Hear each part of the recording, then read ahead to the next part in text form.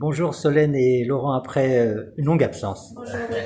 Voilà. Donc nous, on n'est pas perturbé par le délai qui s'est produit entre-temps. On continue notre programme. Cette fois-ci, c'est les Suivel. Voilà. Et la prochaine fois, Héloïse. Donc avant-dernier. Monsieur qui fait Les Suivel. Alors, explication.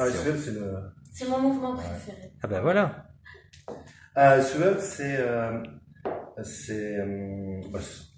on va montrer. 1, 2, 3, 5, 6, 7 et twist, twist, cross. Twist, twist, cross, je te mets. Je ne connais pas ça faire toi. Donc c'est un mouvement qui est en ligne. Voilà. Et si je le ferme de façon très scolaire, hop, je reviens sur un petit peu moment. Pam, padam, pam, pam, pam.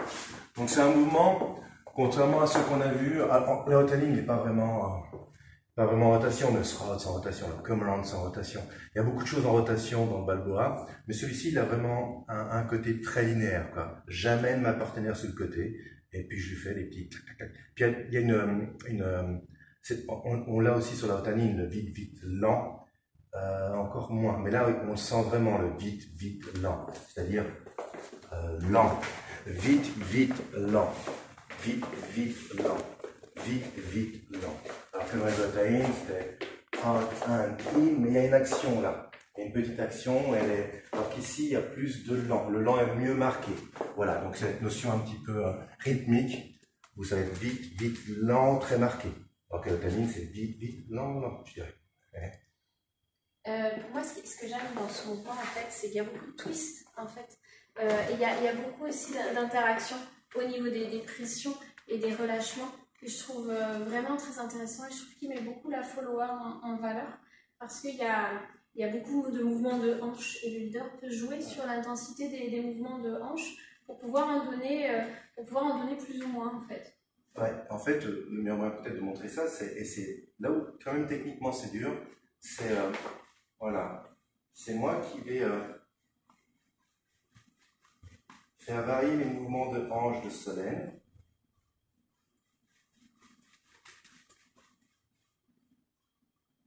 C'est ça, c'est la mise en pratique de cette technique-là. Donc quand je suis ici, j'applique ça. Tchoup, tchoup, tchoup, tchoup, tchoup,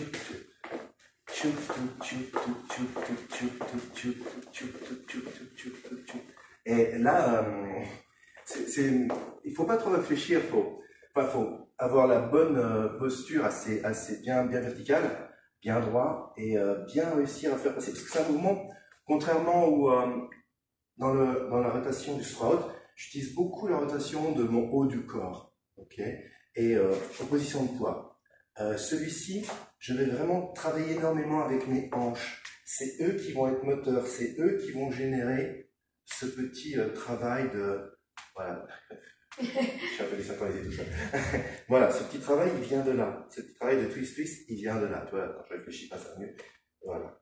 Et c'est vraiment un travail de connexion intense parce que à partir de là, il faut que j'amène cette énergie que je génère ici au travers de ma colonne vertébrale, au travers de mon haut du corps, au travers de mon cadre, et ça va passer. Et moi, je le récupère et je le transforme. Après, il redescend, il passe par mon cadre, mon haut du corps, et il redescend au niveau de mes hanches, ce qui me permet de dissocier. Et là, on le voit bien parce que tu vois, moi, je fais un tout petit mouvement de hanche, mais je fais ce mouvement de hanche, mais chez Solène, ça se transforme en un très gros mouvement. C'est ce qu'on appelle un peu l'effet fouet. Tu sais, j'ai le manche du fouet, je fais un petit mouvement là, puis le fouet à la fin, flash.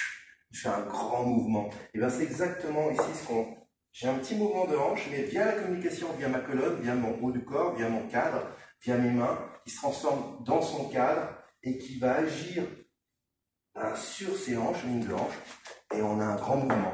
Donc voilà, c'est vraiment une technique où il faut être super bien connecté et bien maîtriser son cadre. Plus que les autres peut-être. C'est un mouvement c'est un mouvement qui est très très technique parce qu'on retrouve vraiment tout et de façon assez rapide entre guillemets. On retrouve le cadre, on retrouve cette dynamique-là et sur la lulise ça va juste faire ça. Tandis que là on a des allers-retours en fait, ce qui va aussi donner un côté assez difficile de maîtriser et l'aller et le retour. Il y a ce relâchement, le relâchement qui fait que, alors nous on appelle ça l'effet poète là, mais tu vois, presse, relâche, presse, relâche, presse, relâche, presse, relâche, presse.